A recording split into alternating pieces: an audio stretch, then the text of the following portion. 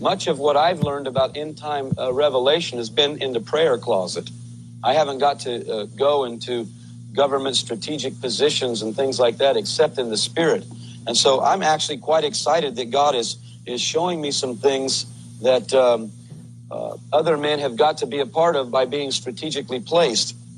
This shutdown alarmed all of the peoples, and it lasted for about 2 weeks. Can you imagine briefly tonight all of your communications, your telephone, computers, television, and radio being shut down for a 2-week period of time? Can you imagine the hysteria? Can you imagine, the inability for a supermarket to contact its suppliers to get more supplies or gasoline or transactions? It's amazing when you begin to see it kind of unfold the depth. This lasted about 2 weeks. Again, I want to remind you, I was not a prophecy studier or expert at this time when this vision came to me. I began to walk the streets in shock at the current events. The events are difficult to describe because lawlessness and fear was permeating society completely. After about 2 weeks of time, television and radio began to be back up and running. However, it was completely different than what was previously being broadcast. The broadcasts were being bombarded nearly everywhere, and they were depicting a soon-to-come new government and leadership. A man would be emerging to lead us.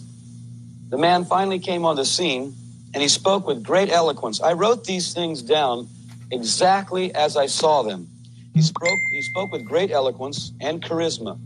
He was soothing and promised answers to all current issues. This man was smooth and extremely convincing, able to solve nearly all problems. He was a consummate communicator, and he explained how this removal of people was God's judgment upon them. This rattled me in the dream. I did not understand his position. Let me tell you so you can kind of comprehend where I'm coming from.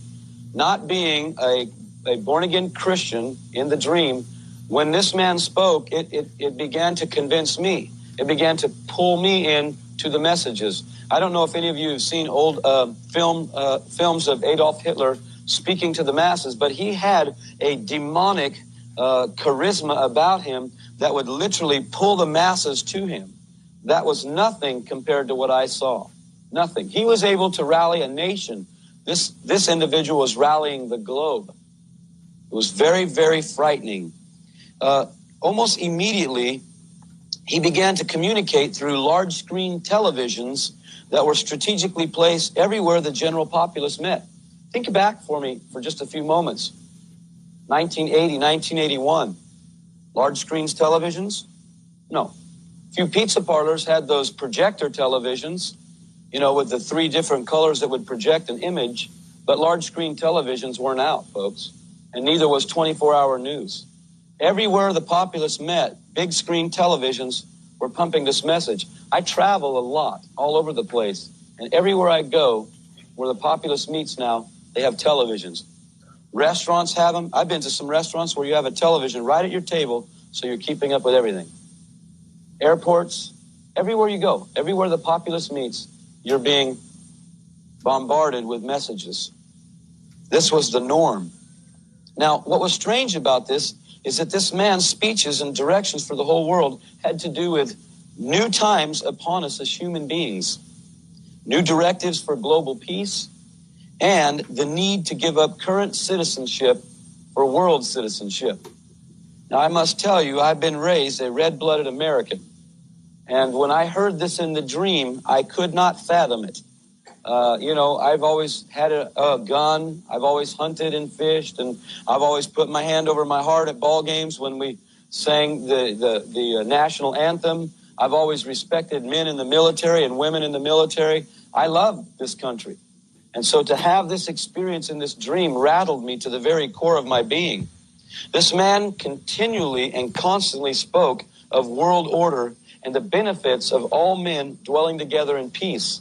Now, even though I was disturbed in the dream, I was also being pulled into this because it sounded very, very good. World peace sounds good until you see the cost. Let me tell you, there is no world peace until the Prince of Peace establishes his throne on this earth. That's the bottom line. No human being is going to bring peace.